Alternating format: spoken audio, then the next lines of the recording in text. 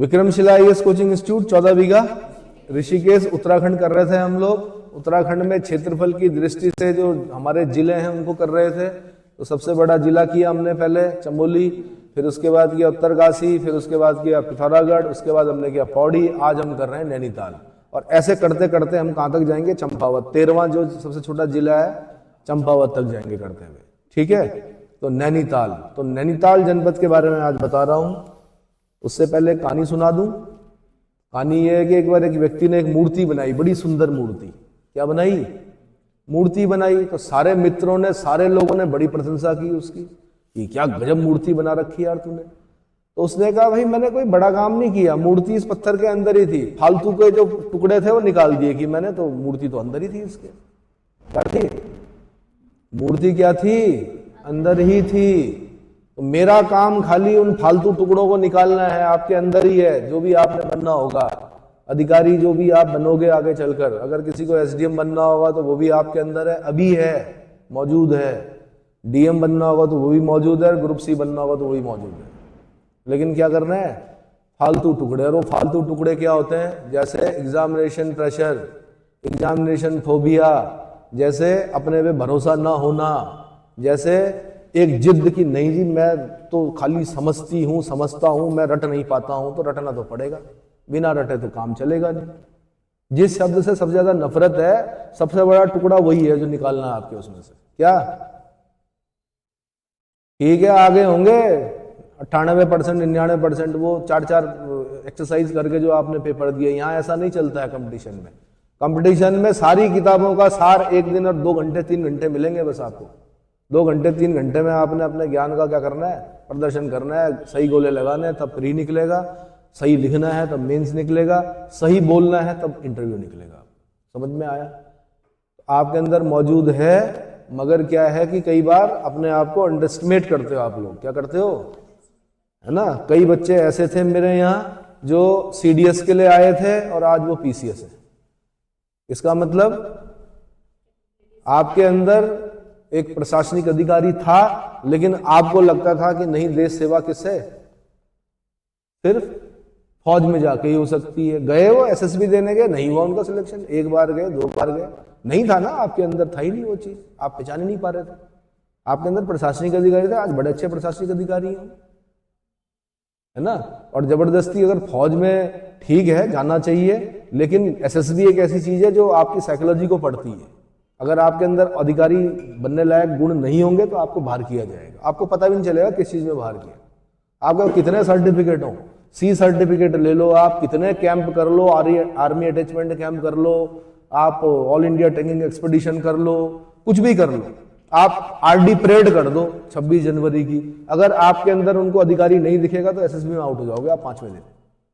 और अगर आप मेडिकल अनफिट होंगे तो आप 10वें दिन क्या हो, 10 दिन की एसएसबी होती है, 10वें दिन आप बाहर हो। नहीं है समझ में? ठीक है। तो नैनीताल जनपद का इतिहास, पी बैरन पिलग्रिम, पी बैरन पिलग्रिम से पहले नैनीताल की यात्रा कमिश्नर ट्रेल ने की थी। किसने की थी? कमिश्नर ट्रेल ने की थी। इसके नाम पे पास भी है, ट्रेल पास बताया था मैंने। बागेश्वर से इसके बीच में ट्रेल पास, बागेश्वर से पिथौरागढ़, एक कहानी बताई थी मैंने, बाघ को ट्रेन में बिठाया, पिथौरागढ़ ले गए। तो बागेश्वर और पिथौरागढ़ के बीच में शायद ट्रेल पास, देखो चेक करो। तो पी बैरन से पहले नैनीताल की यात्रा कमिश्नर ट्रेल ने की थी, लेकिन इसकी खोज की खबर 1841 में पी बैरन द्वारा दी गई, जो एक चीनी व्यापारी था। क्या था? चीनी व्यापारी था। नैनीताल को अंग्रेजों द्वारा बसाया गया। 1841 ईस्वी से नैनीताल नगर बसने लगा। कमिश्नर लुशिंगटन ने यहाँ एक कोठी बनवाई एवं भारतीयों में सर्वप्रथम मोतीराम शाह जी ने यहाँ कोठियां बनवाई थी। मोतीराम शाह जी का नाम हाईलाइट करना है आपने। पी बैरन, मैंने क्या पूछा था अभी क्वेश्चन आपसे? ट्रेल पास किसके बीच में है? हाँ ट्रेल पास, जल्दी आंसर दो, इतना सोचने का समय थोड़े मिलता है। बागेश्वर पिथौरागढ़, ठीक है। मोतीराम शाह का नाम याद करना है। नैनीताल में कोठियां बनवाई मोतीराम शाह जी ने, जो प्रथम भारतीय हैं, ठीक है। उससे पहले मैंने कहा लुशिंगटन ने यहाँ पर कोठी बनवाई। अच्छा, बैरन ने हिमाला नामक पुस्तक में लिखा है कि नैनीताल का थोकदार नूर सिंह इसे पवित्र देवता की भूमि समझकर अंग्रेजों को नहीं देना चाहता था, किंतु अंग्रेजों ने उस पर दबाव डालकर उससे दस्तखत कराकर भूमि हड़प ली। अंग्रेज थे वो, है ना। जो ताकतवर होता है वो समझौता नहीं करता कभी भी, वो अपनी बात को मनवा कर छोड़ता है। तो अंग्रेज ने उस पर, किस पर, नूर सिंह पर, जो नैनीताल का थोकदार था, नूर सिंह पर दबाव डालकर उसके दस्तखत लिए और भूमि हड़प ली नैनीताल की। नैनीताल जनपद का गठन 1891 ईस्वी में हुआ। कब?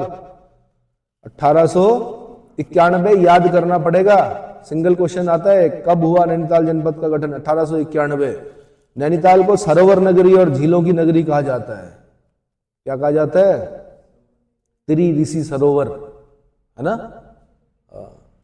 सरोवर नगरी और झीलों की नगरी कहा जाता है। प्राचीन काल में इस क्षेत्र को खड़ देश कहते थे। क्या कहते थे? खड़ देश कहते थे। और छखाता परगने में पड़ता था। छखाता परगने में पड़ता था।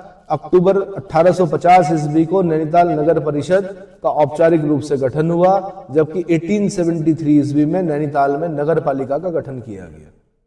नगर पालिका 1873 से है, कहां पर?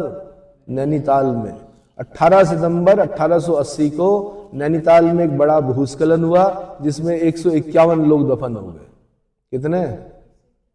151। और अगर आप जब नैनीताल जाएंगे, हल्द्वानी से ऊपर पहाड़ी रास्ता शुरू हो जाता है, तो जब आप उस झील को देखेंगे तो ये ध्यान रखना कि ठीक है, भगवान ना करे, लेकिन क्योंकि सिस्मिक जोन पर है हम, आने वाले समय में कभी अगर बड़ा भूकंप आ गया और कभी अगर उस झील के किनारे टूट गए तो दिक्कत हो सकती नीचे। कहाँ? जो मैदानी क्षेत्र है ना। ऐसा ही ऊपर चौराबाड़ी ताल के लिए बता दिया गया था बहुत पहले। केदारनाथ में जो आपदा आई थी वो चौराबाड़ी ताल के कारण आई थी। तो जब कभी पानी का इतना बड़ा जमाव कहीं ऊपर होता है तो मैदानी इलाकों के लिए हमेशा क्या रहता है? खतरा बना हुआ रहता है। ठीक है, भगवान ना करे ऐसा हो, सब सुरक्षित रहे। 18 सितंबर 1880 को नैनीताल में बड़ा भूस्खलन हुआ, जिसमें 151 लोग दफन हो गए। नैनीताल 1996 ईस्वी में हिल स्टेशन बना। अब हिल स्टेशन बनने की डेट अलग है। 1996 में हिल स्टेशन बना। नैना झील को स्कंद पुराण में त्रिऋषि सरोवर कहा गया है। क्या कहा गया है? त्रिऋषि सरोवर कहा गया है नैना झील को, नैनी झील को। अब नैनीताल जनपद की भौगोलिक स्थिति के बारे में बता रहा हूं। तो नैनीताल नगर समुद्र तल से लगभग 1938 मीटर की ऊंचाई पर स्थित है, जिसके बीचों बीच में नाशपति आकार की एक झील है। इसे नैना झील कहा जाता है। नाशपति के आकार की भी याद करना है। नैना झील है, नैना झील कहा जाता है। नैना झील चारों ओर से 7 पहाड़ियों से घिरी है। ये उत्तराखंड पीछे सा क्वेश्चन है। कितनी पहाड़ियों से घिरी हुई की आंसर? 7 पहाड़ियों से घिरी हुई। इसके उत्तर में स्थित नैना पीक या चाइना पीक 2611 मीटर सबसे ऊंची चोटी है। कौन सी? नैना पीक या चाइना पीक, 7 पहाड़ियों में सबसे ऊंची चोटी। ठीक है, देखिए भाई, हम तो गंगा किनारे वाले लोग हैं, हमें तो चलता हुआ पानी पसंद है। कैसा? क्योंकि हम जब गंगा जी के किनारे जाते हैं हम लोग, तो हमें चलते हुए पानी की आदत है। जब मैं पहली बार नैनीताल गया तो ठीक है, बहुत सुंदर है, लेकिन मुझे उतनी सुंदर, मतलब वो जो अनुभूति होती है वो नहीं प्राप्त हुई। क्योंकि जब झील और नदी का ऑप्शन मुझे मिलेगा तो मुझे हमेशा क्या पसंद आता है? नदी पसंद आती है। क्या आती है? जब मेरे से जंगल और बुग्याल की बात करेंगे तो मुझे क्या पसंद आते हैं? बताओ तो क्या पसंद आएंगे? जंगल भाई।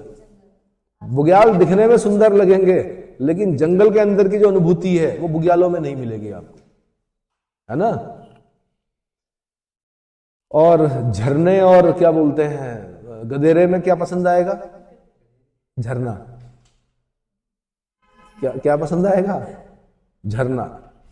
चलो जी, गधेरे छोटे मोटे जो पानी के जो गधेरे होते हैं, है ना, उसमें झरना पसंद आएगा। बाकी तो राजस्थान में जा रहा था, एक गाड़ी में बड़ा सुंदर गाना लगा हुआ था, न नदी न पहाड़ न पेड़ न झाड़ मारो प्यारो राजस्थान। क्या?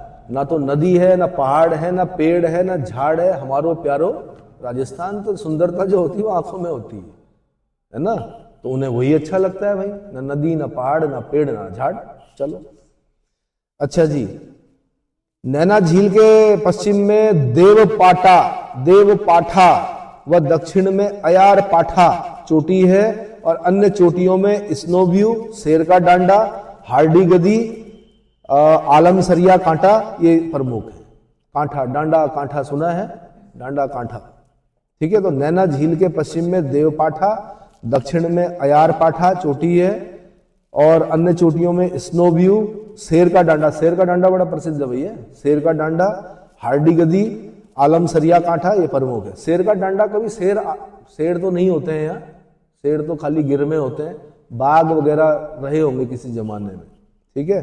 जैसे वो नंदा रात जाते हुए एक जगह पे, एक जगह का नाम था भगवा बासा, क्या नाम था, अब वहां वास्तव में स्नो लेपर्ड आते हैं रात को, क्या आते हैं, ये पता हमें तब चला जब सारे खच्चर नीचे की तरफ भागने लगे, तो पता चला कि स्नो लेपर्ड आता है यहाँ पर, तब पता चला उस नाम का महत्व कि पुराने लोगों ने वहां का नाम भगवा वासा क्यों रखा हुआ, क्योंकि बाघ का वास है वहां पर, क्या है, और स्नो लेपर्ड होते हैं वहां उस हाइट पर। चलो जी, नैना झील दो भागों में विभक्त है, जिसमें ऊपरी भाग को मल्ली ताल और निचले भाग को तल्ली ताल कहा जाता है। नैना झील के उत्तरी भाग में मैदानी क्षेत्र को फ्लैट्स कहा जाता है, क्या कहते हैं, मैदानी भाग को फ्लैट्स कहते हैं। नैनीताल जिले का क्षेत्रफल 4251 वर्ग किलोमीटर है, जो क्षेत्रफल की दृष्टि से 5वां सबसे बड़ा जिला है, इसलिए 5वें नंबर पे मैं नैनीताल को पढ़ा रहा हूं, ठीक है।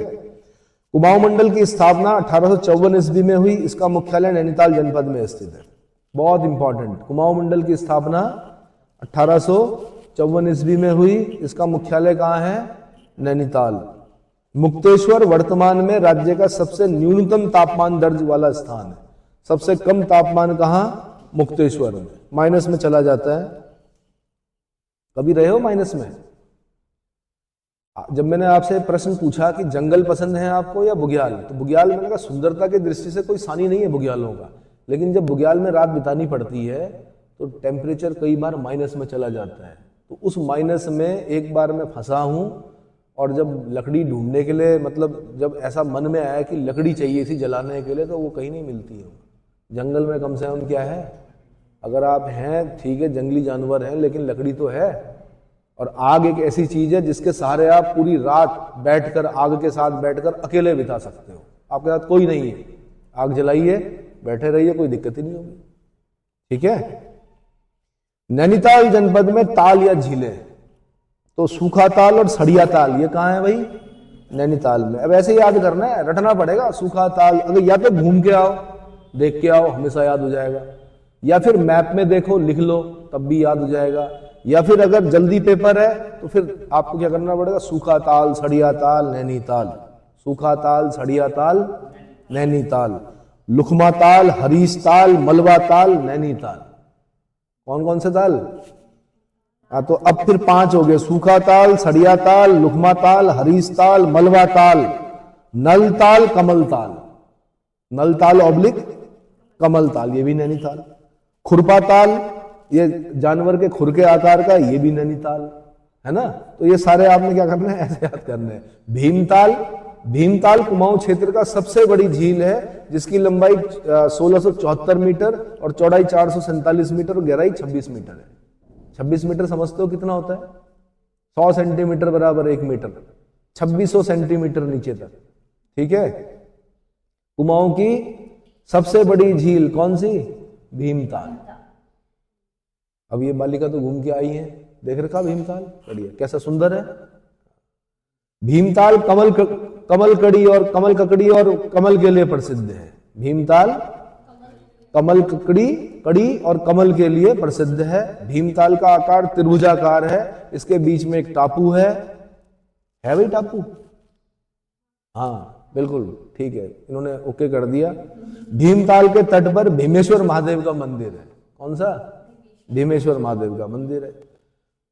भाई ऐसा है ना, आपके इंटरव्यू तक काम आना है ये, क्या? अब ये मत बोलना कि ना जी हम तो ऋषिकेश के हैं, हमें क्या पता, हम तो कभी गए नहीं। भीम याद करो ना, पढ़ो, क्योंकि एक इंटरव्यू में एक पीसीएस अभ्यर्थी से एग्जामिनिंग जो ऑफिसर होता है उसने ये पूछा, जो एक्सपर्ट होता है उसने कहा उत्तराखंड से हो कि हाँ जी उत्तराखंड से। क्या क्या घूमे हो कि जी बहुत घूमे हो कि, तो बताओ फिर गंगा किनारे के 7 गांवों के नाम बता दो आप। 7 गांव जो होते हैं उनके नाम बता दो, नहीं बता पाया हो।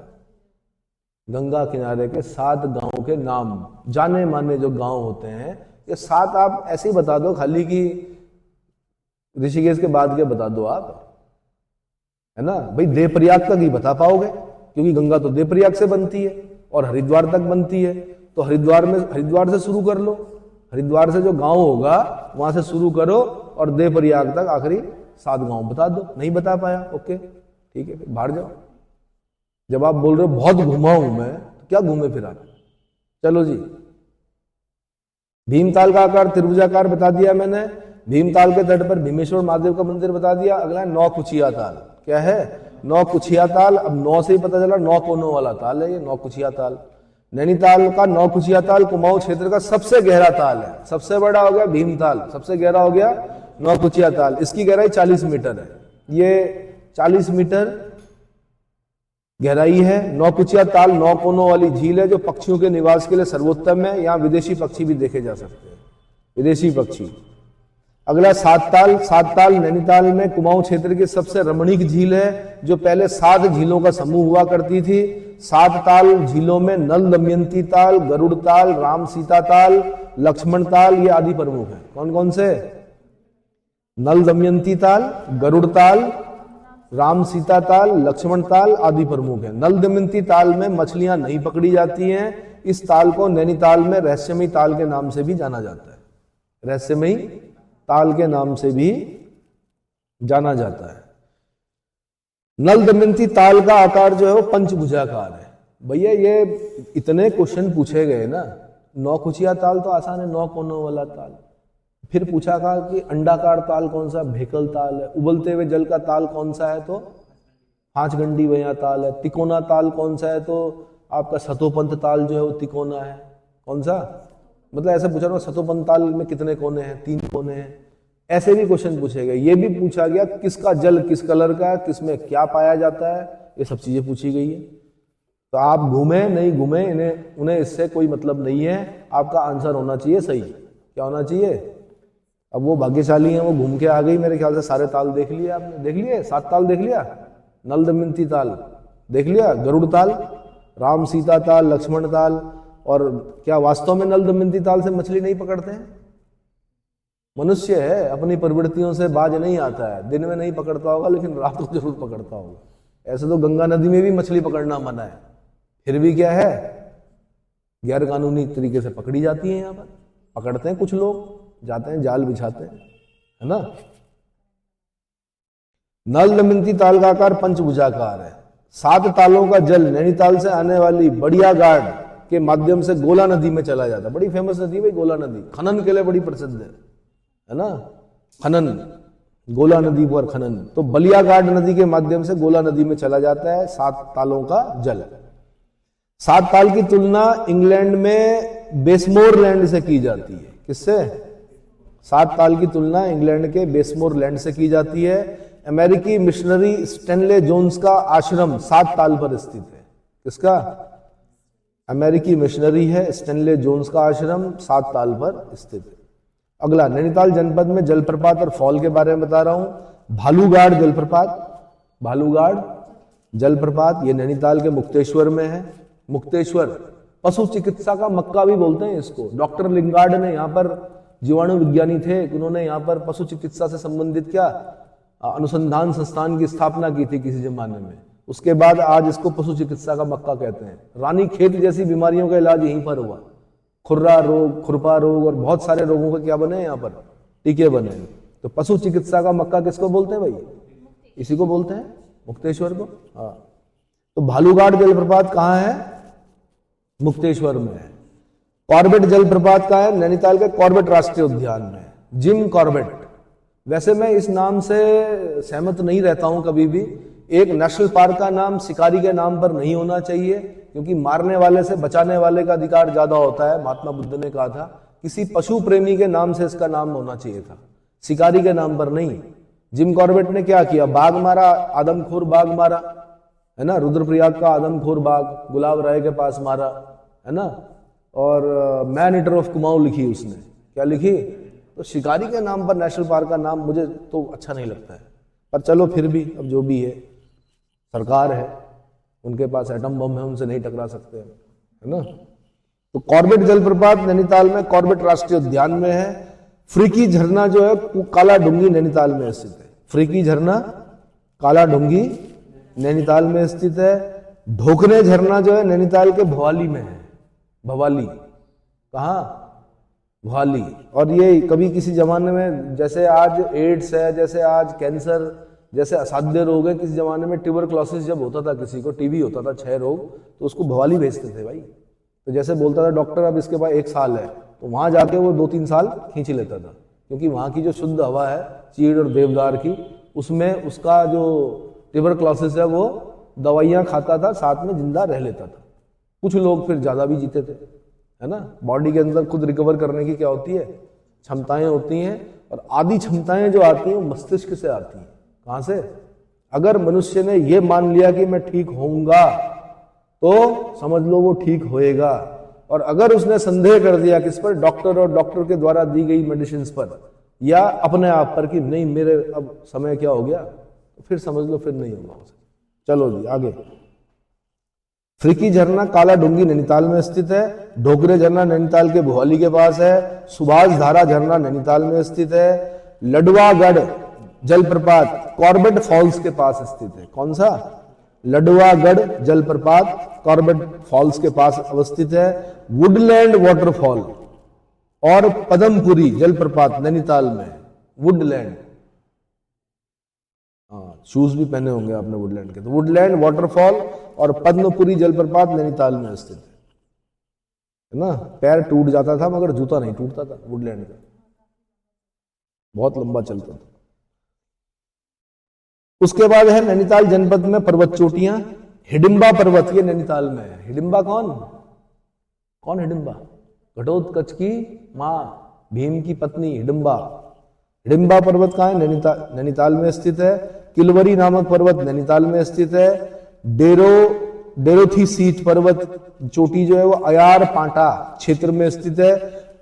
इसे टिफिन टॉप भी कहते हैं, जिसका नाम एक अंग्रेज कैलेट डेरोथी के नाम पर रखा गया। कैलेट डेरोथी नामक अंग्रेज था, उसके नाम पर डेरोथी सीट पर्वत अयार पांटा क्षेत्र में स्थित है। टिफिन टॉप भी कहते हैं इसको, ठीक है। हनी बनी चोटी नैनीताल में स्थित है। हनी बनी कौन से? हनी बनी चोटी नैनीताल में स्थित है। अब नैनीताल जनपद के प्रसिद्ध दर्रे बता रहा हूं मैं। चिलगिला दर्रा नैनीताल से ढिकुली में शिवालिक श्रेणी में है। अब देखो ना, नीचे आ गए नैनीताल का। अगर आप देख रहे होंगे तो कहां पर है नैनीताल? नीचे नीचे है, शिवालिक वाला क्षेत्र आ गया। बड़े दर्रे नहीं होंगे यहाँ पर, क्योंकि मैंने आपको बताया जब उत्तराखंड को ऊपर से नीचे देखेंगे हम, तो पहले ट्रांस हिमालय पढ़ेंगे हम। क्या पढ़ेंगे? ट्रांस हिमालय वाला क्षेत्र, फिर ग्रेटर हिमालय वाला क्षेत्र, फिर मिडिल हिमालय वाला क्षेत्र, फिर शिवालिक रेंज, फिर भाबर और फिर तराई। फिर क्या नीचे जाओगे आप, रुड़की में जाओगे, हरिद्वार के नीचे जाओगे, सारा तराई तराई है ना। बड़ी फर्टाइल मिट्टी, बारीक मिट्टी। और जहां पे आप रह रहे हो वहां पे कंकड़ पत्थर। खोद के देखो ना नीचे क्या निकलते हैं, बड़े बड़े बाउल्डर, बड़े बड़े पत्थर। कहां से आए? अवसाद। जब नदी आई तो अपने साथ जो भारी अवसाद उनको यहीं पर छोड़ दिया उसने, इसलिए ये मजबूत भूमि है यहाँ पर। क्या है? अब जहां जो तराई वाला क्षेत्र होता है, कहीं कहीं पर बारीक मिट्टी होती है, रेत वाली मिट्टी होती है। अब वहां आप मकान बनाते हो, दरार पड़ेगी, क्योंकि मकान बनने के बाद बैठता है नीचे। क्या होता है? तो भले ही एक इंच बैठे, 1 इंच में क्या होता है? दरारें पड़ती है। यहां दरारें नहीं पड़ती है। यहाँ की समस्या क्या है? सीलन है, ऊपर चढ़ती दीवारों पे। कारण क्या है? क्योंकि हम शिवालिक के पाद प्रदेश में क्या है, पानी है नीचे। पहले 8 फुट पे निकलता था यहाँ, कितने पे? अब 18 फुट पे। गर्मियों में 18 फुट पे पानी पानी, इतना पानी की पूछो मत। परेशान है लोग हमसे। अगर हम किसी दूसरे राज्य में जाते हैं तो हमारे जाति टेरर का माहौल हो जाता है वहां की, अभी बहुत पानी यूज करेंगे। वही आदत है हमें, अब क्या करें। तो ये भी क्या है? सौभाग्य है कि हम ऐसे स्थान पर जहाँ पानी की कमी नहीं है, वो भी गंगा जल। तो चिलगिला दर्रा भाई नैनीताल के ढिकुली में शिवालिक श्रेणी में है। चौकी घाट दर्रा जो नैनीताल में शिवालिक श्रेणी पर स्थित है। चोरगलिया दर्रा नैनीताल के हल्द्वानी में शिवालिक श्रेणी पर स्थित है। और बमोरी दर्रा नैनीताल के काठ गोदाम में शिवालिक श्रेणी पर स्थित है। तो यहाँ पर शिवालिक चल रही है, इसलिए ढिकुली में चिलगिला और नैनीताल में चौकी घाट दर्रा और हल्द्वानी में चोरगलिया दर्रा और काठगोदाम में बमौरी दर्रा। ये 4 दर्रे याद करने हैं आपने, ठीक है। अगला नैनीताल की प्राकृतिक संपदा। तो नैनीताल के काला ढुंगी और रामगढ़ क्षेत्रों में मैग्नेटाइट और हेमेटाइट प्रकार का लोहा पाया जाता है। काला ढुंगी और रामगढ़ क्षेत्रों में मैग्नेटाइट और हेमेटाइट प्रकार का लोहा पाया जाता है। 17वीं वन रिपोर्ट 2021, अब तो मेरे ख्याल से 2023 भी आ गई होगी, पर अभी जो डेटा है मेरे पास वो 2021 का है। उसके अनुसार प्रतिशत की दृष्टि से सबसे ज्यादा वन क्षेत्र जो है नैनीताल जिले में। कहाँ? प्रतिशत की दृष्टि से, ये ध्यान रखना, प्रतिशत की दृष्टि से सबसे ज्यादा वन क्षेत्र कहाँ है? नैनीताल जिले में। 17वीं वन रिपोर्ट 2021 के अनुसार सर्वाधिक वन क्षेत्रफल की दृष्टि से नैनीताल जनपद का दूसरा स्थान है। प्रतिशत का मतलब होता है कि अगर नैनीताल का एरिया 100 है तो उसके बहुत बड़े एरिया पर क्या है? वन है, तब हम बोलते हैं प्रतिशत की दृष्टि से। और अगर हम ऐसे बोल रहे हैं कि वन क्षेत्रफल सबसे ज्यादा कहां है, तो ये दूसरे नंबर पर आ रहा है नैनीताल। वन क्षेत्रफल वाला जिला कौन सा सबसे ज्यादा? हाँ जी, पक्का? पौड़ी है? हाँ, देख लेना एक बार। दूसरे नंबर पर कौन है? नैनीताल है। पतली दून और कोटा दून ये कहाँ है? नैनीताल जिले में। पतली दून और कोटा दून कहाँ है? नैनीताल जिले में स्थित है। नैनीताल के भीमताल क्षेत्र में ज्वालामुखी मिट्टी पाई जाती है। ये बड़ा पेपर में बना क्वेश्चन कि ज्वालामुखी मिट्टी कहाँ पाई जाती है। अब क्या हुआ कि सारे बच्चों ने कहा ज्वालामुखी तो है ही नहीं उत्तराखंड में, तो मिट्टी कहाँ से पाई जाएगी? तो भाई किसी जमाने में टैथिस सी हुआ करता था, है ना, गोंडवाना प्लेट यूरेशियन प्लेट से टकराई, तो किसी जमाने में जो अवसाद रहे होंगे उस ज्वालामुखी मिट्टी के तैतीस सी में, वो उठे हैं। वो मिलते हैं कहां पर? आपके नैनीताल के भीमताल में मिलती है ज्वालामुखी मिट्टी। सर्वाधिक वन क्षेत्रफल वाला जिला पौड़ी है। दूसरे नंबर पर सर्वाधिक वन क्षेत्रफल वाला दूसरा जिला जो है नैनीताल है। प्रतिशत की दृष्टि से सर्वाधिक वन क्षेत्रफल वाला जिला नैनीताल है, नंबर 1 पर है प्रतिशत की दृष्टि से, ये याद रखना। नैनीताल जिले के प्रमुख पर्यटक स्थल बता रहा हूं। हनुमानगढ़ी, क्या? हनुमानगढ़ी सूर्यास्त के अनुपम दृश्य के लिए विख्यात है। भाई पता नहीं क्या होता है, लोग, अब हम तो पहाड़ों में रहने वाले लोग हैं, हम तो सनराइज और सनसेट बचपन से देख रहे, और कुछ लोग आते हैं वो सुबह सुबह 4 बजे 3 बजे से उनकी कार्यवाही शुरू हो जाती है कि सनराइज देखने जाना। अरे भैया क्या देखोगे? ऐसा क्या दिखेगा? हाँ, वो क्योंकि कंक्रीट के जंगलों से आते, तो कंक्रीट के जंगलों से आए हुए लोगों के लिए तो बड़ी चीज है वो, हमारे लिए क्या होना, हम तो रोज बचपन से देख रहे हैं, है ना, सनराइज और सनसेट पॉइंट। हाँ जी, हमें तो ऐसा ही लगता है, बड़ा फनी सा लगता है ना। चलो ठीक है, उनकी भावनाओं का भी सम्मान है। देखे हो महंगे महंगे कैमरे, और फिर उसके बाद क्या, स्नैपशॉट्स। तो भाई हनुमानगढ़ी सूर्यास्त के अनुपम दृश्य के लिए विख्यात है। नैनीताल के वर्धमान पहाड़ी पर अरविंदो आश्रम है। अरविंदो आश्रम मतलब अरविंदो घोष वाला अरविंदो आश्रम है नैनीताल की वर्धमान पहाड़ी। फिर वर्धमान पहाड़ी याद करनी पड़ेगी, अरविंदो आश्रम। अगला काला ढुंगी नैनीताल में जिम कॉर्बेट का मकान है, जिस पर जिम कॉर्बेट संग्रहालय बनाया गया है। जिम कॉर्बेट संग्रहालय कहाँ है? काला ढुंगी में। प्रसिद्ध पर्यटक स्थल लैंड्स एंड, ये भी कहां पर है? नैनीताल में। लैंड्स एंड कहां पर है? नैनीताल में। अगला भुआली। तो नैनीताल में भुआली नामक स्थान पर्वतीय फल बाजार के लिए प्रसिद्ध है। किसके लिए? पर्वतीय फल बाजार के लिए प्रसिद्ध है। इस पे भी बड़ा दुख होता है मुझे कि हमारे फल, पर्वतीय फल माल्टा को आज तक रिस्पेक्ट नहीं मिली। वो जो कीनू ने प्राप्त कर ली, जो वो एक न्यूजीलैंड से आता है एक, वो उसने प्राप्त कर ली, नागपुर के संतरों ने प्राप्त कर ली, पर हमारे माल्टे को पता नहीं, नारंगी को पता नहीं क्यों अभी तक रिस्पेक्ट नहीं दी जा रही। जबकि इन सब के अगर विटामिन चेक किए जाए तो सबसे ज्यादा नारंगी में मिलेगा आपको। छोटी है पर भाई, और जो माल्टा है वो तो गजब का, क्या बोले, जूस बना के बेचना पड़ रहा है। तो भुआली नामक स्थल जो है वो पर्वतीय फल बाजार के लिए प्रसिद्ध है। भुआली में शिप्रा नदी बहती है। कौन सी? शिप्रा नदी बहती है भुआली में। एक उज्जैन पढ़ा था हमने, महाकालेश्वर मंदिर है, वहां शिप्रा नदी है। कौन सी है? शिप्रा, ये है शिप्रा नदी। 1912 ईस्वी को भुआली में टीबी सैनिटोरियम की स्थापना हुई थी। टीबी सैनिटोरियम, ट्यूबरक्लोसिस के जो मरीज होते थे उनको यहां भेजा जाता था। 1912 में टीबी इतनी खतरनाक थी कि मरना तय था। क्या था? असाध्य रोग था ये। क्या था उस जमाने में? बाद में फिर इलाज निकला उसका, डॉट्स, क्या निकला? डॉट्स।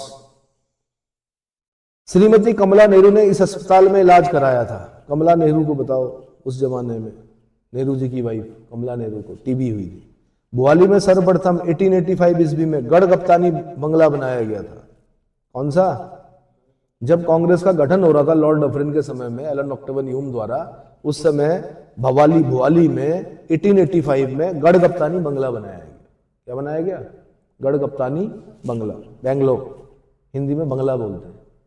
ठीक। भोपाली के पास लल्ली की छतरी पर्यटक स्थल है, लल्ली की छतरी। उत्तराखंड न्यायिक व विधिक अकादमी 2004, ये भोपाली में स्थित है। स्थापना कब हुई?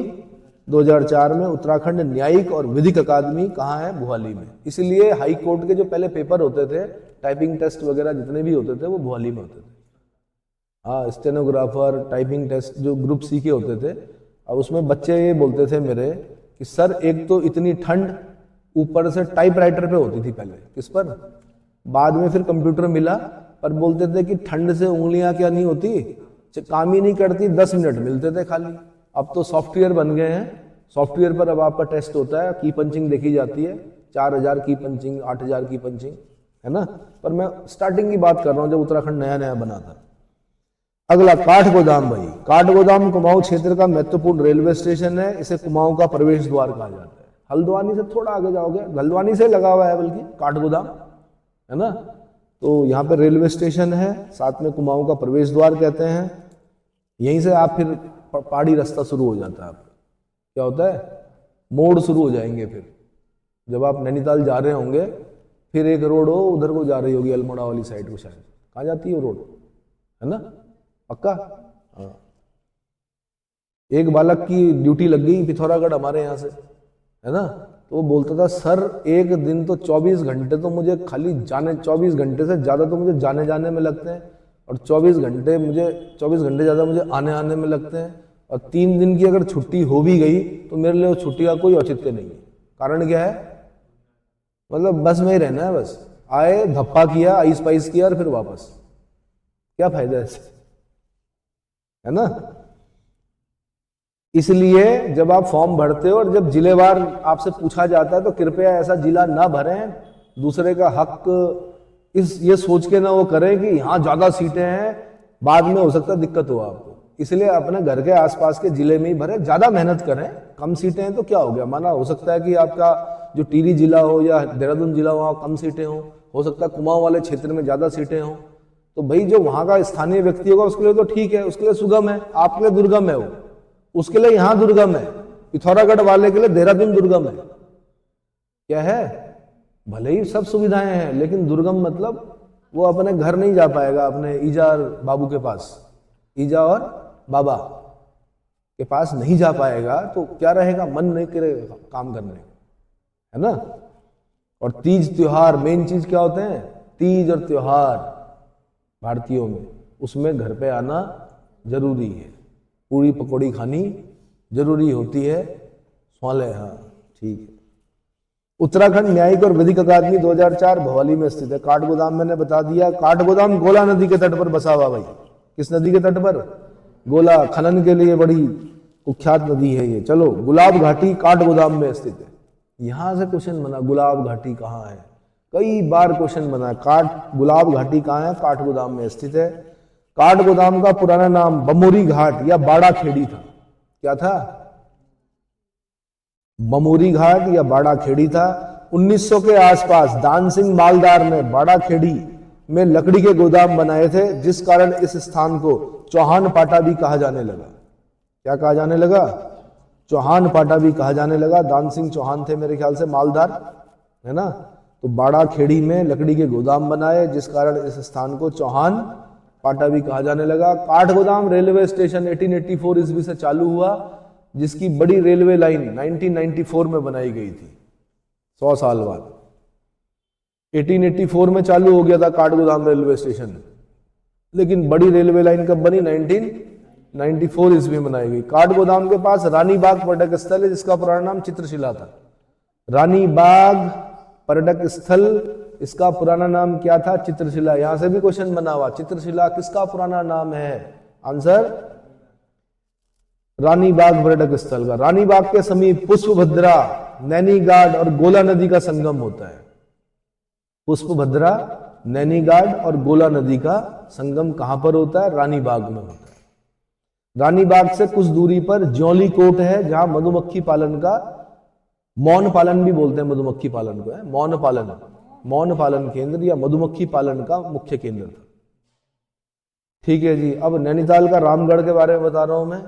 तो रामगढ़ को कुमाऊं में फलों का कटोरा कहा जाता है। रामगढ़ को क्या बोलते हैं?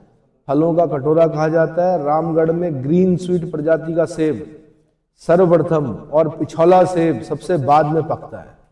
कौन सा? ग्रीन स्वीट प्रजाति का सेब सबसे पहले और पिछौला सेब सबसे बाद में पकता है रामगढ़ में। पीई डेरियाज द्वारा रामगढ़ में फल उद्यान लगाए गए थे।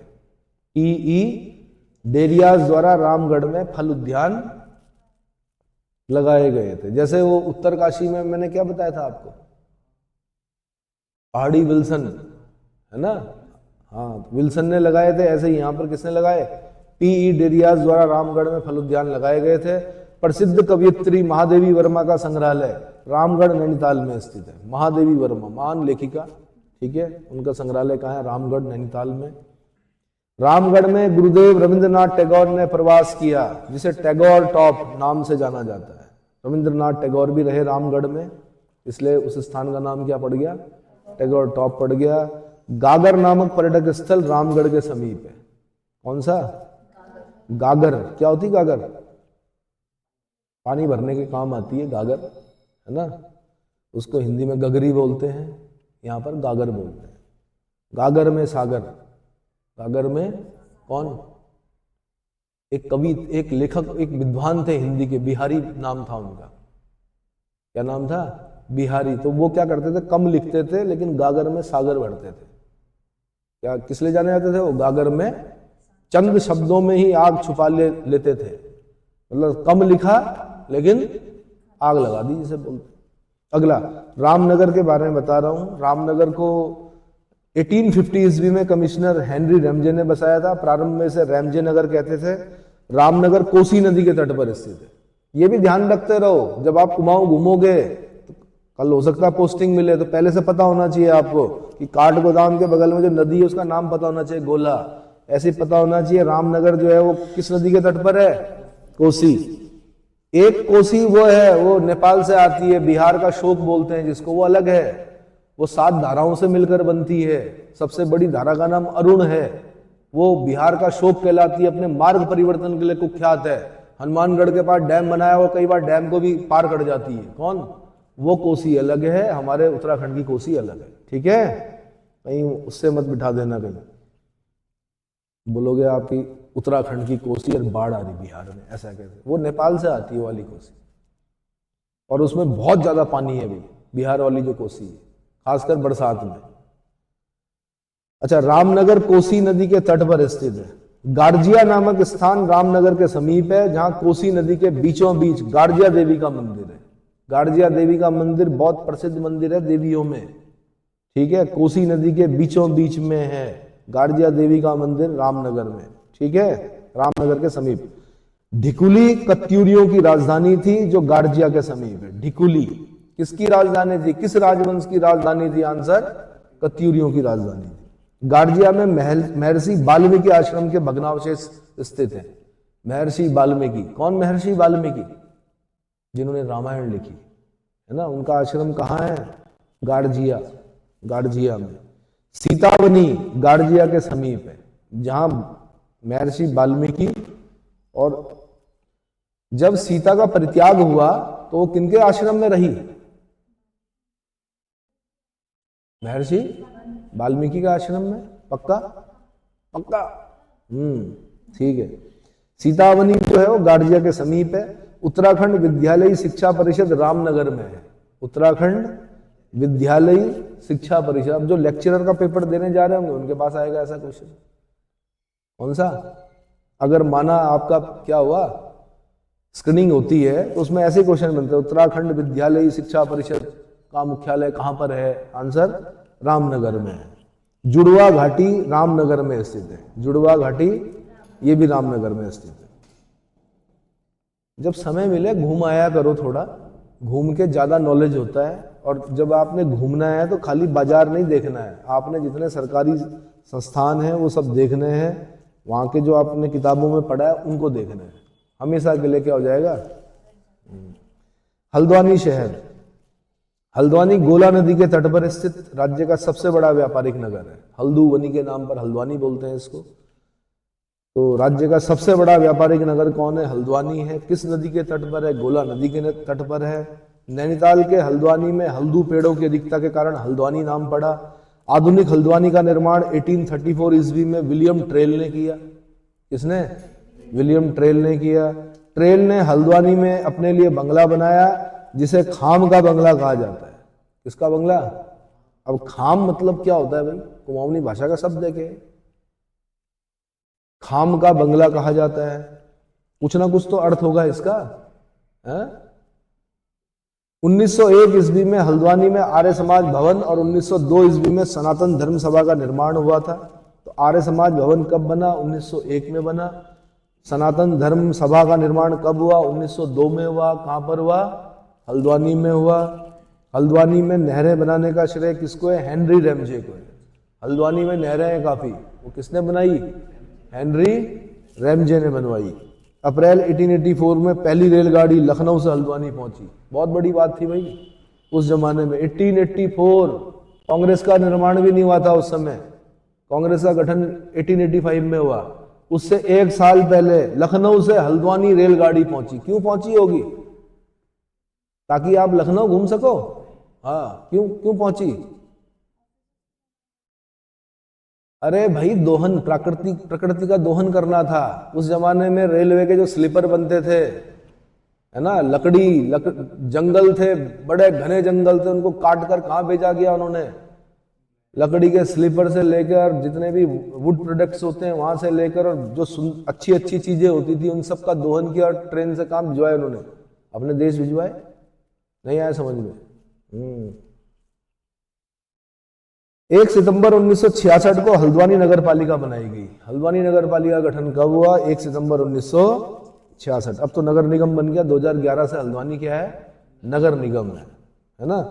आप गई हो हल्द्वानी? अब जब तक जाओगे नहीं तब तक आपके लिए हल्द्वानी सिर्फ एक शब्द है। जिस दिन आप देखोगी तो उस दिन पता चलेगा अरे तो बहुत बड़ा है ना। ऐसे थोड़े बोल रहे उसको सबसे बड़ा व्यापारिक नगर। हाँ, हमेशा भीड़ रहेगी, सबसे बड़ा व्यापारिक नगर। मगर उसके बस स्टैंड पे चले जाओ तो बड़ा दिक्कत होता है देख के कि इतना बड़ा व्यापारिक नगर, अब उस पर काम चल रहा है बस स्टैंड पर। लेकिन आज से 4-5 साल पहले की बात बता रहा हूं मैं गया था, अभी भी वैसे ही है। उस बस स्टैंड को देखकर मुझे बड़ा आश्चर्य होता है कि यहाँ पर इतनी बड़ी मतलब राजनीतिक क्या शख्सियतें रही है यहाँ पर, उन्होंने इस बस स्टैंड पर काम क्यों नहीं किया? है ना, मतलब समझ लो कि 1 घंटा तो वहां से बाहर निकलने में लगता गाड़ी को। तो लगेगा ही जब जगह ही नहीं है तो। 1 सितंबर 1966 को हल्द्वानी नगर पालिका बनाई गई। 1911 में हल्द्वानी को नगर निगम बना दिया गया। नाहन पर्वत श्रृंखलाएं हल्द्वानी में। नाहन अगर जगह पूछेगा तो वो हिमाचल में है, सिरमौर डिस्ट्रिक्ट में पड़ता है नाहन। अगर आप यहां से जाएंगे देहरादून, देहरादून से हरबटपुर, हरबटपुर से पौंटा साहब, पौंटा साहब से नाहन ऊपर। कहाँ? नाहन। वो किसमें? सिरमौर डिस्ट्रिक्ट में पड़ता है। किसमें? लेकिन अगर नाहन पर्वत श्रृंखलाएं पूछ ली तो हल्द्वानी में। ये पीसीएस का क्वेश्चन है। किसका? उत्तराखंड पीसीएस में पूछा गया। राज्य में प्रथम दुग्ध संघ की स्थापना हल्द्वानी में 1949 ईस्वी में की गई थी। स्टेट कैंसर इंस्टीट्यूट हल्द्वानी में निर्माणाधीन है। कैंसर इंस्टीट्यूट स्टेट का हल्द्वानी में निर्माणाधीन है। Forest training school Haldwani Nainital में है। फॉरेस्ट, अब क्या करेंगे बच्चे? फॉरेस्ट ट्रेनिंग स्कूल, वो सोचेंगे एफआरआई के बारे में। एफआरआई अलग है, फॉरेस्ट रिसर्च इंस्टीट्यूट अलग है, फॉरेस्ट ट्रेनिंग स्कूल अलग है। ये फॉरेस्ट ट्रेनिंग स्कूल का हल्द्वानी नैनीताल में। लेकिन अगर बोलेगा फॉरेस्ट रिसर्च इंस्टीट्यूट तो देहरादून में। ठीक है।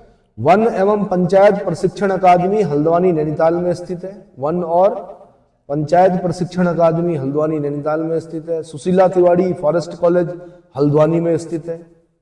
सुशीला तिवारी जी कौन थी? नारायण दत्त तिवारी जी की वाइफ, पूर्व मुख्यमंत्री नारायण दत्त तिवारी जी की पत्नी का नाम क्या था? सुशीला तिवारी।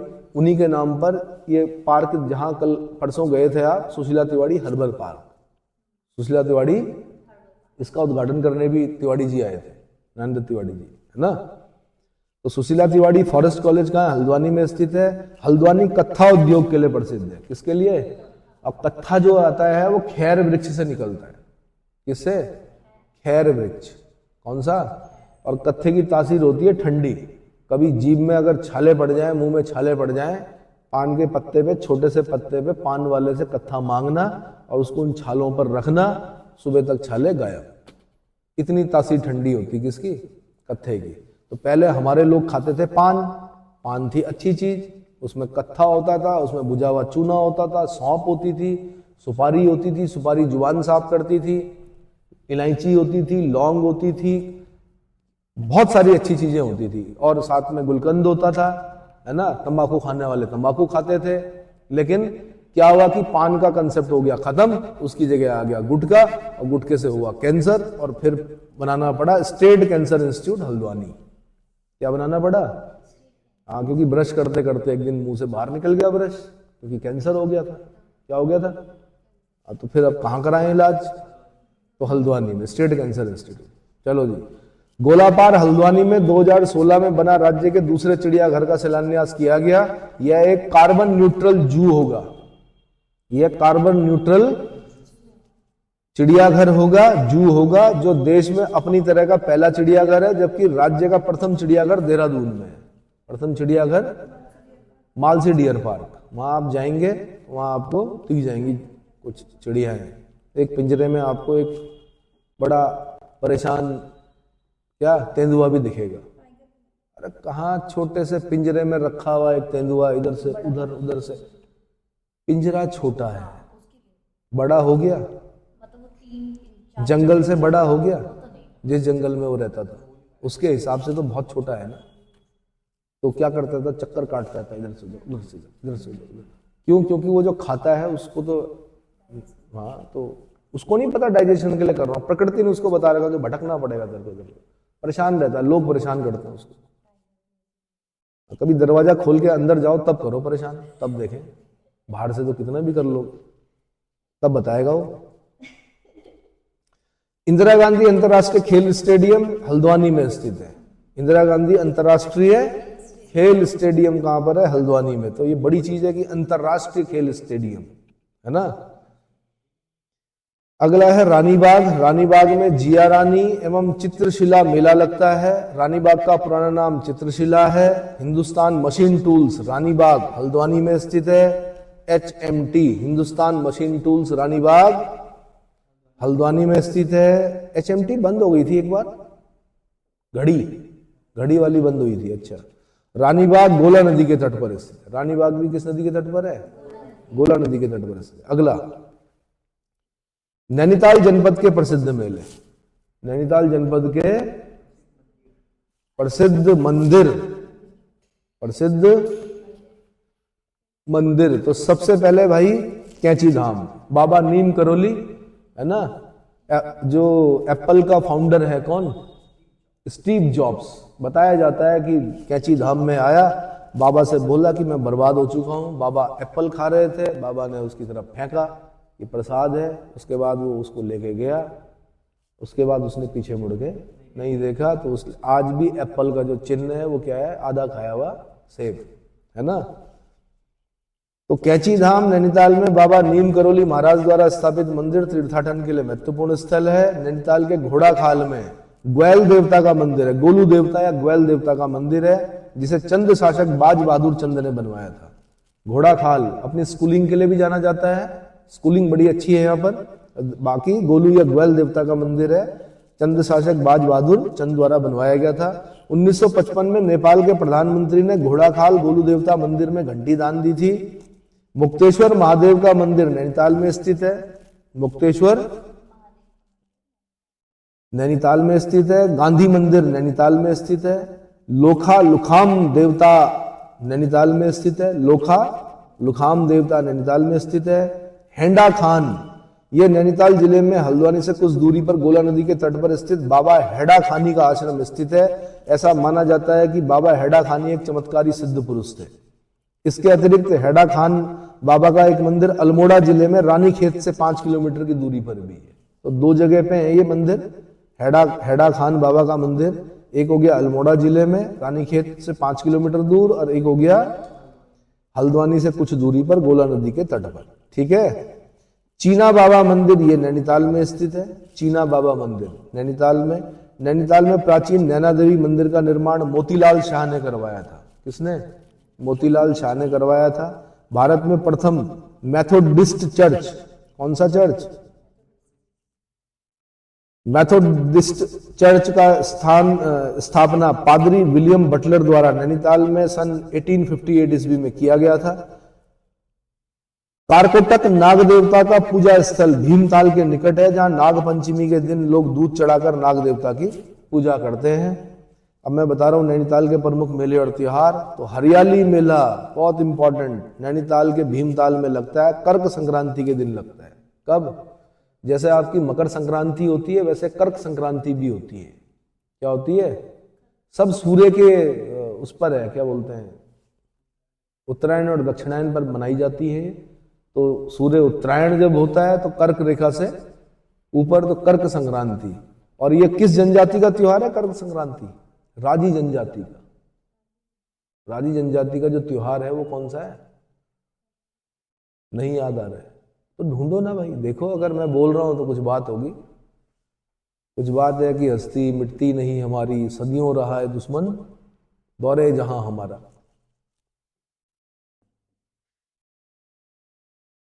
है ना? तो जिया रानी का मेला, अगला जिया रानी का मेला, ये रानीबाग नैनीताल में लगता है। जिया रानी का मेला रानीबाग नैनीताल में लगता है। सीतावनी का रामनवमी का मेला ये नैनीताल के रामनगर में लगता है। अब मैं नैनीताल के सरकारी संस्थान और विभागों के बारे में बता रहा हूं। लोक संस्कृति संग्रहालय खुटानी भीमताल में, पीछे सा क्वेश्चन है ये। लोक संस्कृति संग्रहालय, लोक संस्कृति मतलब हमारे उत्तराखंड कुमाऊं की जो संस्कृति है, गढ़वाल की संस्कृति, कुमाऊं की संस्कृति, उसका संग्रहालय कहां पर है? खुटानी भीमताल में है। कहां पर है? खुटानी भीम। हाँ जी, क्या? कर्क संक्रांति। और उसको क्या बोलते हैं वो? हाँ, कारक, बिल्कुल।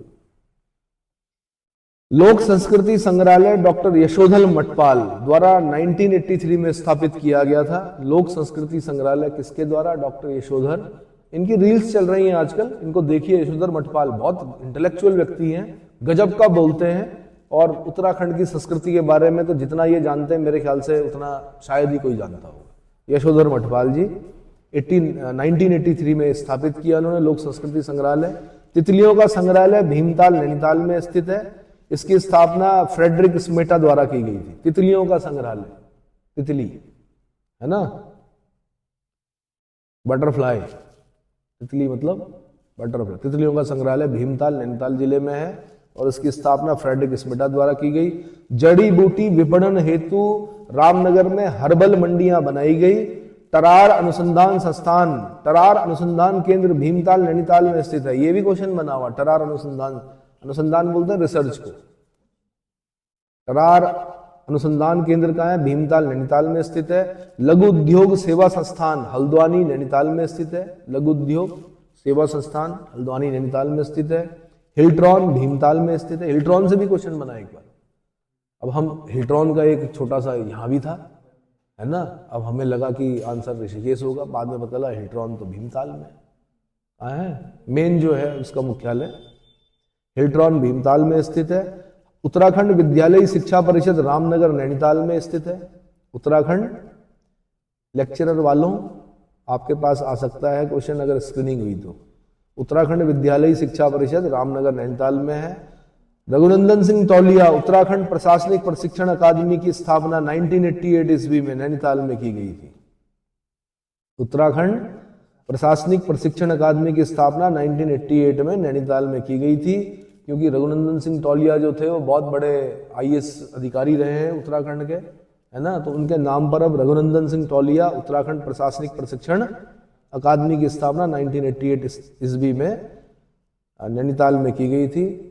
और ये इस इंस्टीट्यूट का सौभाग्य है कि यहाँ की जो डेप्यूटी डायरेक्टर हैं वो यहीं की स्टूडेंट है इस इंस्टीट्यूट की। ठीक है। राष्ट्रीय पादप और जैविकी अनुसंधान केंद्र नैनीताल में है।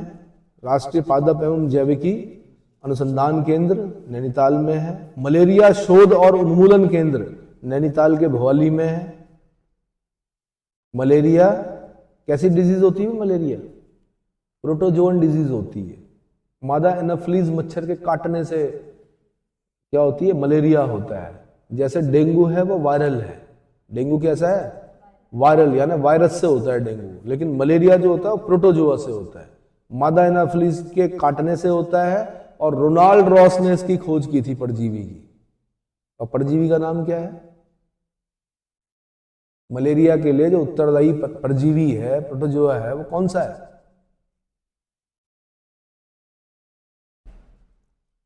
कुछ चीजें याद कर लो भाई। तो मलेरिया शोध एवं उन्मूलन केंद्र नैनीताल के भोवाली में है। उत्तराखंड न्यायिक और विधिक अकादमी भोवाली नैनीताल में दिसंबर 2004 से स्थापित की गई। 2004 में स्थापित की गई। हाँ जी, क्या है मलेरिया परजीवी?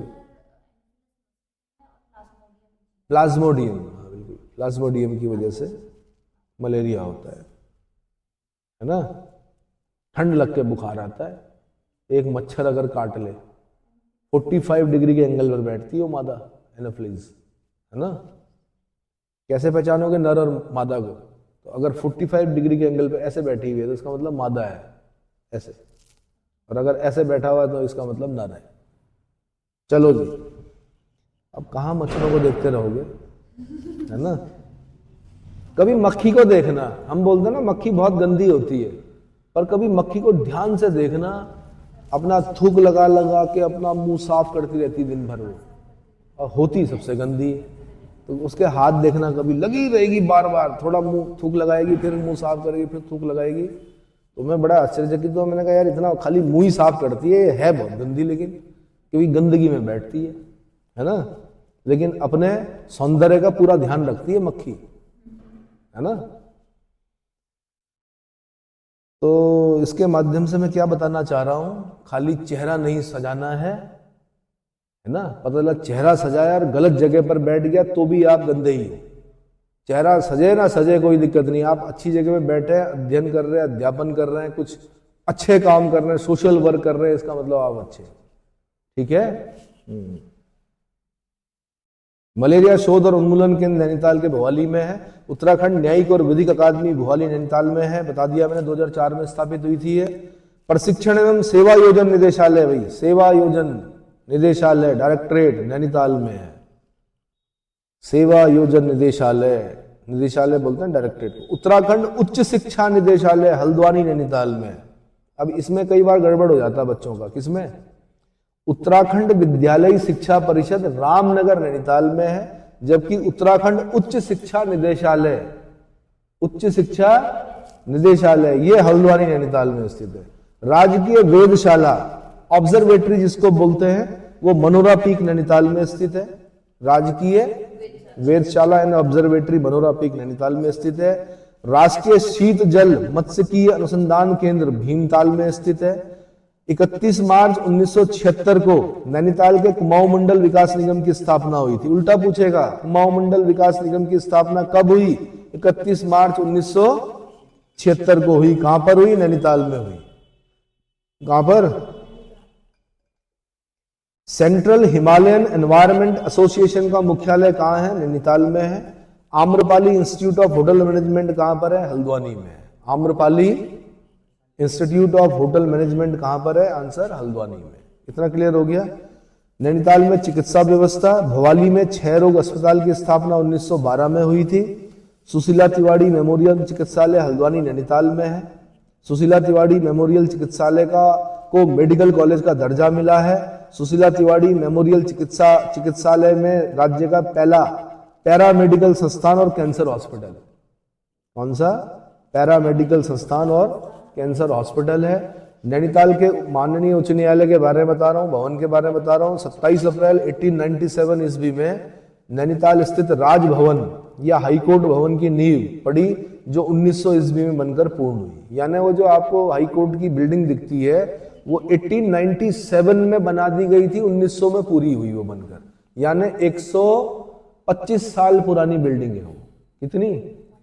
125 साल पुरानी बिल्डिंग है। नैनीताल जिले में स्थित उच्च न्यायालय भवन का निर्माण सर संटोनी मैकडोनाल्ड ने किया था, जबकि डिजाइन का श्रेय स्टीवंस और ऑरेटर को जाता है। डिजाइन किसने बनाया? स्टीवंस और ऑरेटर ने। और जो भवन बनाया उसका निर्माण जो किया वो सर संटोनी मैकडोनाल्ड ने किया।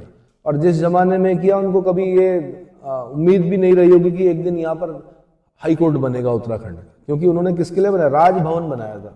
राजभवन भी नहीं, उन्होंने अपने लिए बनाया था, सही बताऊं। राजभवन को प्राचीन में गवर्नर हाउस कहा जाता। पहले गवर्नर रहते थे वहां पर। क्या क्या रहते थे? अंग्रेज गवर्नर रहते थे। और ये लोग इसलिए रहते थे, ठंडे स्थानों के लोग हैं ये, तो ठंडा स्थान ही पसंद करते थे। अगर इनको हम दिल्ली में रखते थे अंग्रेजों को, तो उनको दिक्कत होती थी। ये दिल्ली कैसा था उस जमाने में? भी गर्म था। तो राजभवन को प्राचीन काल में गवर्नर हाउस कहा जाता था। नैनीताल राजभवन गोथिक शैली का है। वैसे गोथिक शैली जो है वो पुर्तगालियों की शैली है। पुर्तगाली जब भारत में आए थे वो गोथिक शैली के चर्च लेकर आए। कौन से? गोथिक शैली के चर्च लेके आए। इस राजभवन में 113 कमरे हैं। राजभवन के आसपास शानदार गोल्फ कोर्स 1926 ईस्वी में बना, जिसकी शुरुआत गवर्नर मैल्कम हेली ने की थी। गोल्फ कोर्स, क्योंकि ये गोल्फ खेलते थे ये लोग, तो इसलिए गोल्फ कोर्स, इसकी शुरुआत किसने की? गवर्नर मैल्कम हेली ने की। राजभवन नैनीताल का आर्किटेक्ट लंदन के बर्किंघम पैलेस के तर्ज पर है। राजभवन में रहने वाला प्रथम ब्रिटिश गवर्नर कौन था? एंटनी मैकडोनाल्ड था। कौन था? जबकि प्रथम भारतीय गवर्नर सरोजनी नायडू थी। उत्तर प्रदेश की पहली गवर्नर जो है ना, तो सरोजनी नायडू भी रही है वहां पर। भारत कोकिला Sarojini Naidu, nightingale of India, है ना। और भारतीय राष्ट्रीय कांग्रेस की पहली महिला भारतीय अध्यक्ष। कब? 1925। कहां? कानपुर। कहां पर? कानपुर में। क्योंकि 24 में तो गांधी जी थे बेलगाम में, 25 में सरोजनी नायडू। और पहली को नहीं भाई, नहीं। हाँ, और पहली कौन थी? एनी बेसेंट, वो 1917 में बन चुकी थी। और तीसरी महिला कौन थी? नेली सेन गुप्ता। 37 में, 33 में बनती है, बिल्कुल, नेली सेन गुप्ता। 3 महिला अध्यक्ष रही स्वतंत्रता से पहले, महिला। अगला बता रहा हूं मैं, आर्यभट्ट प्रेक्षण विज्ञान शोध संस्थान, एरीज बोलते हैं इसको। एक बार एरीज के नाम से ही आया क्वेश्चन कि एरीज क्या है, तो आर्यभट्ट प्रेक्षण विज्ञान शोध संस्थान है। आर्यभट्ट प्रेक्षण विज्ञान शोध संस्थान एरीज तारा और भौतिकी शोध संस्थान है। इसका गठन 1954 ईस्वी में राजकीय वेधशाला के रूप में वाराणसी में हुआ था। कहां पर हुआ था? वाराणसी में हुआ था। एरीज को 1955 ईस्वी में नैनीताल के शेर का डांडा में स्थानांतरित किया गया और उसके बाद 1961 में इसको मनोरा पहाड़ी में स्थापित किया गया। पहले शेर का डांडा 1955 में और फिर 1961 में मनोरा पहाड़ी पर स्थापित किया गया। एरीज का 2004 में स्वायत्त संस्थान बना दिया गया। 2016 में नैनीताल के देवस्थल में एशिया का सबसे बड़ा ऑप्टिकल दूरबीन को चालू किया गया। यह टेलीस्कोप भारत और बेल्जियम का सामूहिक प्रयास था। किसका? भारत और बेल्जियम का सामूहिक प्रयास था। उसके बाद अब मैं बता रहा हूं, भारतीय पशु चिकित्सा शोध संस्थान मुक्तेश्वर, जिसको भारतीय पशु चिकित्सा का मक्का भी कहा जाता है। तो भारतीय पशु चिकित्सा शोध संस्थान मुक्तेश्वर नैनीताल में, इसका निर्माण 1893 में अल्फ्रेड लिंगार्ड, जर्मन जीवाणु विज्ञानी थे ये, उनके प्रयासों से हुआ था। अल्फ्रेड लिंगार्ड, इसका सर्वप्रथम नाम 1893 में इंपीरियल बैक्टीरियोलॉजिकल लैबोरेटरी नाम से स्थापित किया गया। 1925 में इसका नाम बदलकर imperial institute of veterinary research कर दिया गया। वेटनरी मतलब पशुओं से संबंधित, वेटनरी रिसर्च कर दिया गया। स्वतंत्रता के बाद में इसको भारतीय पशु चिकित्सा शोध संस्थान कहा गया। क्या कहा गया? अल्फ्रेड लिंगार्ड ने यहां घोड़ों और गौ पशुओं में होने वाला सर्रा रोग पर शोध किया। 1924 में डॉक्टर एडवर्ड्स और रिंडरपेस्ट, डॉक्टर एडवर्ड्स ने रिंडरपेस्ट नामक रोग का टीका खोजा। एक बीमारी थी भाई रिंडरपेस्ट, बड़ी खतरनाक, उसका टीका किसने खोजा? डॉक्टर एडवर्ड्स ने खोजा। कब? 1924 में। मुर्गियों पर एक बीमारी हुई एक बार, उसका नाम था रानीखेत बीमारी। कौन सी? रानीखेत तो एक जगह हो गई और एक बीमारी भी है। रानीखेत क्या थी? आंसर मुर्गियों की बीमारी है ना। तो रानीखेत रोग के टीके का आविष्कार भी किसमें? इसी सेंटर में हुआ, भारतीय पशु चिकित्सा शोध संस्थान मुक्तेश्वर में। अगरा नैनीताल जनपद के उद्योग और औद्योगिक क्षेत्र, तो डेयरी शोध विकास केंद्र जो है नैनीताल जिले में है। डेयरी शोध और विकास केंद्र नैनीताल जिले में है। ब्रिटिश काल में सर्वप्रथम लीसा कारखाना जो था वो भुआली में लगा था। लीसा जो होता है वो चीड़ के पेड़ से निकलता है, तारपीन का तेल बनाया जाता है उससे, है ना। लीसा से तारपीन का तेल निकलता है। फिर लीसा फैक्ट्री जो बनी थी सबसे पहले कहाँ? भुआली में। चीड़ के जो पत्ते होते हैं उनको क्या कहते हैं? पिरूल कहा जाता है, और इसको पर्यावरण की दृष्टि से शत्रु माना जाता है। किसको? चीड़ को। लेकिन इतना बड़ा शत्रु भी नहीं है, पर यह है कि जहां इसके पत्ते गिरते हैं फिर वहां कुछ नहीं होता है। जहां चीड़ होता है वहां सारा जंगल बर्बाद कर देता है। देवदार जहां होता है वहां पानी मिलेगा, चीड़ जहां होगा वहां पानी सूख जाएगा। बहुत पानी पीता है चीड़, और इसकी लकड़ी जो होती है चीड़ की वो कच्ची भी जल जाती है, क्योंकि उसके अंदर लीसा होता है, गोंद जो है उसका, है ना। राज्य में अधिकांश कागज उद्योग नैनीताल जनपद में ही है। ठीक है। एशिया का सबसे बड़ा कागज उद्योग century paper and pulp board, ये लाल कुआं नैनीताल में है। सेंचुरी के पेपर यूज करते हो आप? 4A साइज क्या बोलते हैं आप? A4 size. तो century paper and pulp board जो है वो लाल कुआं नैनीताल में स्थित है। और हिंदुस्तान मशीन टूल्स रानीबाग नैनीताल में स्थित है। हिंदुस्तान मशीन टूल्स रानीबाग नैनीताल में स्थित है। वैक्सीन कारखाना पटवा डांगर नैनीताल में स्थित है। वैक्सीन कारखाना पटवा डांगर नैनीताल में स्थित है। चाय विकास बोर्ड ने सर्वप्रथम चाय फैक्ट्री घोड़ाखाल में बनाई थी। चाय विकास बोर्ड ने सर्वप्रथम चाय फैक्ट्री कहां बनाई? घोड़ाखाल में बनाई। Himalayan chambers of commerce and industries, Himalayan chambers of commerce and industries ये कहां? नैनीताल में स्थित है। अब नैनीताल जनपद के विषय में कुछ अन्य महत्वपूर्ण तथ्य बता रहा हूं मैं। नैनीताल राज्य का पहला वाईफाई जिला घोषित हुआ था। पहला वाईफाई जिला कौन सा? नैनीताल। फांसी गदेरा नैनीताल में स्थित है। कौन सा? फांसी गदेरा नैनीताल में स्थित है। शैलेश मटियानी पुरस्कार पुस्तक संग्रहालय जो है वो रामगढ़ में है। शैलेश मटियानी जी का नाम सुना है?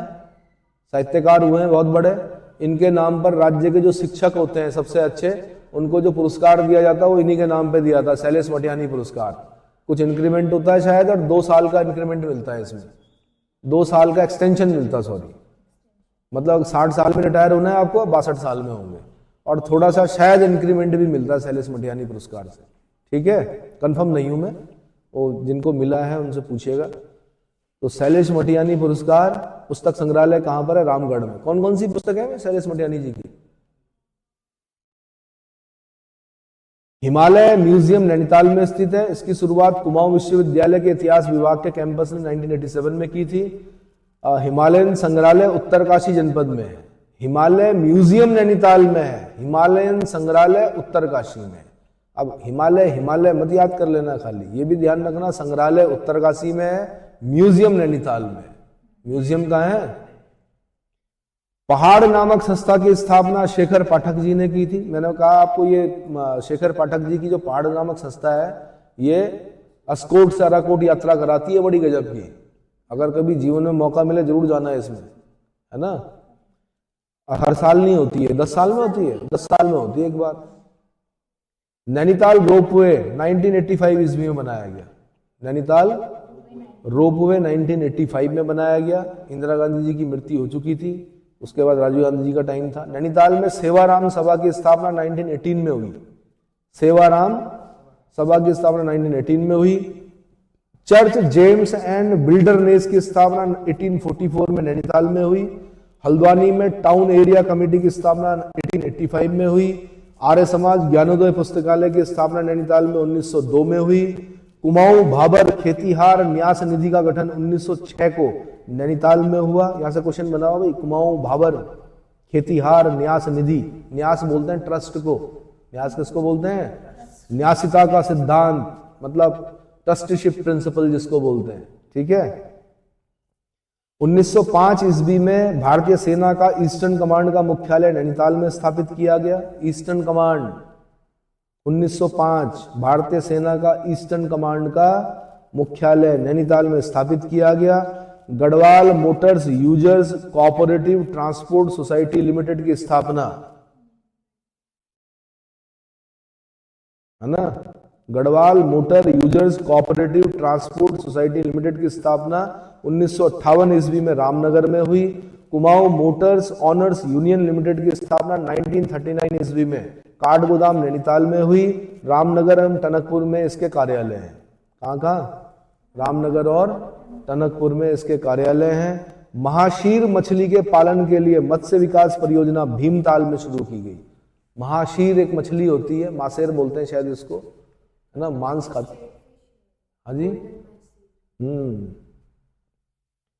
इसको मासेर बोलते हैं शायद, गंगा नदी में मना करते हैं खाने के लिए क्योंकि डेड बॉडीज खाती है। ये क्या खाती है? तो माशीर मछली, लेकिन ये तालाबों के लिए, नदियों के लिए बड़ी अच्छी मानी जाती है क्योंकि उसको शुद्ध करती है ना।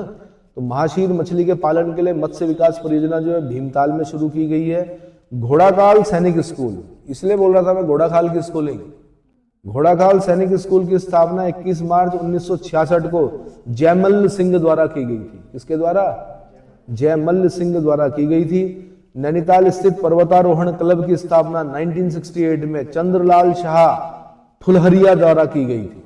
किसके? चंद्रलाल शाह ठुलहरिया। नैनीताल पर्वतारोहण क्लब, पर्वतारोहण क्लब 1968, चंद्रलाल शाह ठुलहरिया। उत्तराखंड मुक्त विश्वविद्यालय 2005 हल्द्वानी नैनीताल में स्थित है। ओपन यूनिवर्सिटी जो होती है वो कहां पर है आपकी? हल्द्वानी नैनीताल में है। नैनीताल बैंक की स्थापना 1922 में हुई थी। कब? 1922 में। पर्दा धारा और सिपाही धारा नैनीताल में स्थित है। पर्दा धारा और सिपाही धारा नैनीताल में स्थित है। नैनीताल के पटवा डांगड़ का नाम पटवा नामक औषधीय झाड़ी के कारण पड़ा। पटवा का वैज्ञानिक नाम जो है वो मीजोट्रोपिस पैलिटा है, जिसे संकटापन के कारण international union for conservation of nature की रेड लिस्ट में रख दिया गया। किसमें? IUCN जो है वो रेड डेटा बुक जारी करता है और उसमें जो इंडेंजर्ड जो होते हैं या संकटापन्न जो होते हैं उनके नाम क्या होते हैं? चढ़ा दिए जाते हैं। इसका मतलब अपने आवास में कई सालों से वो जो औषधीय झाड़ी है वो नहीं देखी गई है। कौन सी? पटवा। इसी के नाम पर पटवा डांगर नाम क्या हुआ था? नैनीताल में पड़ा था। वो पटवा जो है औषधीय झाड़ी वो क्या हो चुकी है? संकटापन्न हो चुकी है। International union for conservation of nature, ये याद करना है। IAS का क्वेश्चन है कि रेड डेटा बुक कौन जारी करता है? तो answer international union for conservation of nature. ठीक है जी। नैनीताल के मुक्तेश्वर में उत्तराखंड का मौसम संबंधी पहला डॉपलर रडार की स्थापना जनवरी 2021 में की गई। इसीलिए मौसम संबंधी जो जानकारी है वो अब सही सही मिल रही है डॉपलर रडार के माध्यम से। पहले ही बता रहे हैं कि बर्फ पड़ने वाली है, पहले ही बता रहे हैं कि भैया आंधी तूफान चलेगा, बारिश आएगी, इसलिए बाहर मत निकलना, है ना। तो इसमें इतना काफी। उसके बाद हम पढ़ेंगे टिहरी, अगले लेक्चर में टिहरी। ठीक।